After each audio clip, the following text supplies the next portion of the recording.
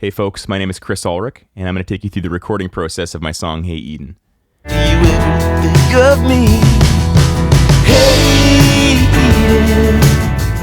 The first thing I'll show you here are the drums. It's my pal Flavio Cirillo playing, and here's what they sound like.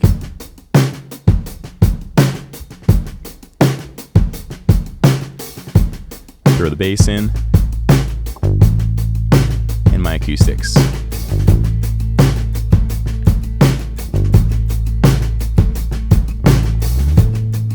And here's the vocal.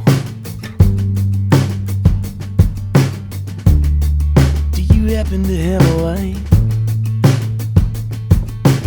We are dreaming.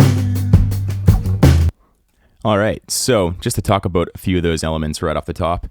I had initially gone out to Afterlife Studios in Vancouver, BC, just to get drum sounds.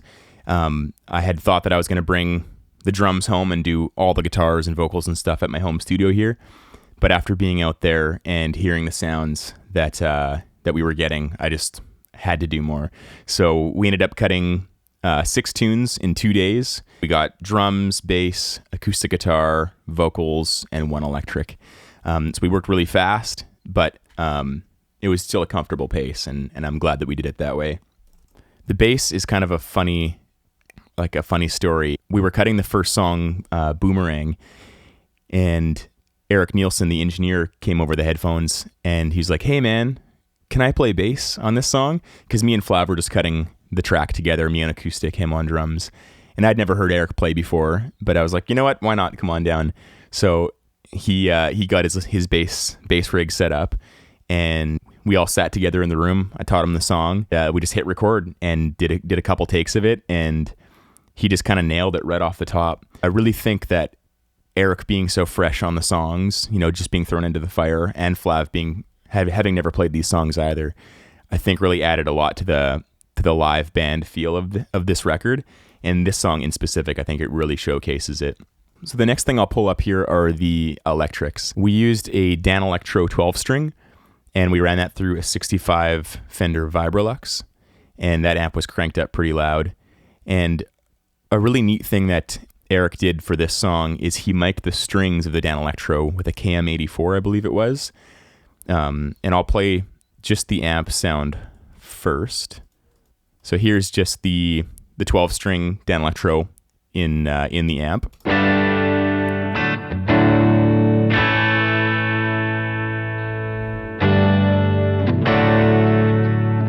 And then here's with the strings mic'd.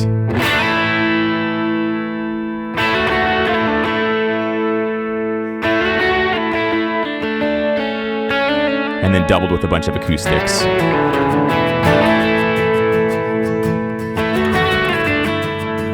And a baritone.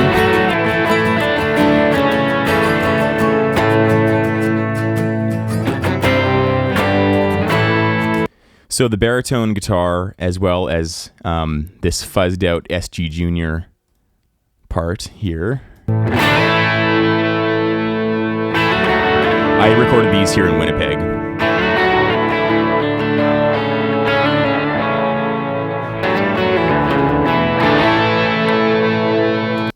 Cool, so that's enough guitars for now. I mean, it's never enough, but for now it is. I'll put the bass and drums back in, and I'll show you some of the keys, like Wurlitzer, Hammond, and Juno synth that we added. So my pal Scott Galloway out in Ontario added some Hammond B3. I'd met him on a tour I was on, and we just hit it off, and he's just such a lovely guy and a fantastic musician. And I asked if he wanted to play on this record, and he was into it. I gave him the reference track of the Wallflowers, One Headlight, as kind of like the organ's vibe I was going for. So here's Scott playing some Hammond.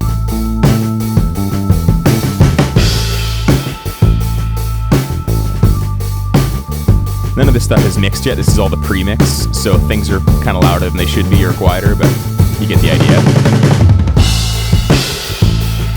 Yeah, and then the Juno pad is just a very stagnant pad, so the song starts with one. And then later on, another one comes in. Just that it adds another note in, kind of thickens it up. And then at the end of the song, another one comes in that's a little more string-like.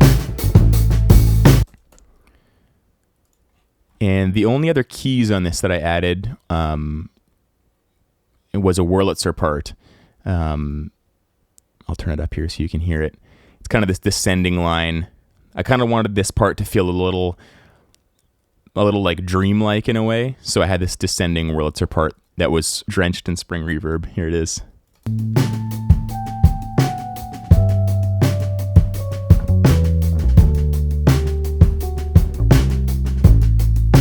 So one part that I really like about this section of the song is Rory Graham played some violin on this section, and we kind of went for this really tense tremolo kind of part that just kept building on top of each other.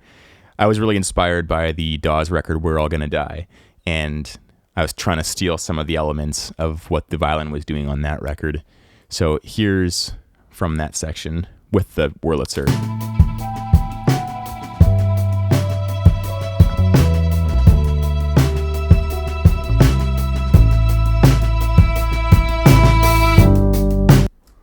And on the mix, John Anderson mixed this out in Maple Ridge, BC. He really nailed that part. He kind of filtered the drums so all the low end kind of gets cut out of the song. And then as soon as that the violin's cut out again, all the bass comes back. And I think it's just so impactful. And I think it's one of my favorite parts on the record, honestly. Cool. So that covers all of the keys and string stuff. My pal Liam Duncan sang the harmonies on this song, and I've always loved the way our voices sound together. And every time I hear him sing on this record, it just makes me smile so wide. So here's some of Liam's harmony with mine. Getting a 9 to 5 and drive to the street in your hometown. Hey. Love that so much. Yeah, so the last thing I'm going to add, and I arguably might be the most important part of the record, and this song for sure, is my pal Cody Owasiak played a ton of percussion on this song. Cody has this amazing treasure chest of old percussion instruments, like these. It looks like, they kind of look like they're from the 60s or probably 70s. These fake fruits and vegetables that sound amazing. And he's got a bunch of really weird, kind of like folded paper percussion things and great sounding tambourines. And I just, I'm a huge fan of Cody's playing, and he gets great sounds.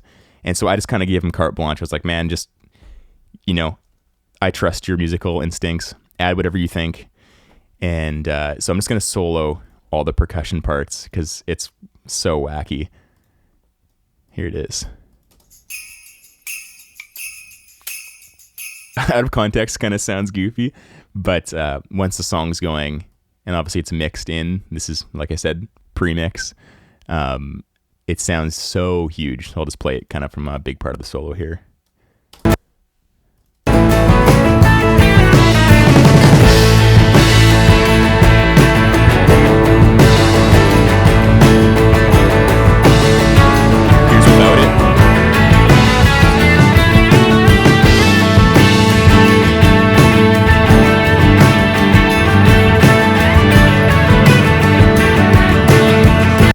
So great. I love that outro section so much because I didn't tell the guys that I was going to start playing acoustic again after the song was, finished.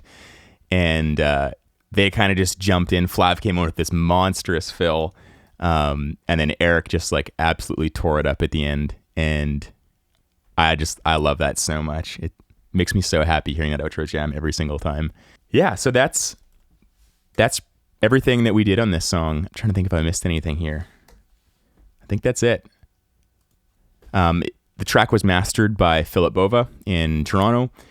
If you have any questions about any of the recording process, how we got certain sounds or what instruments we used or certain production choices, feel free to reach out and ask me.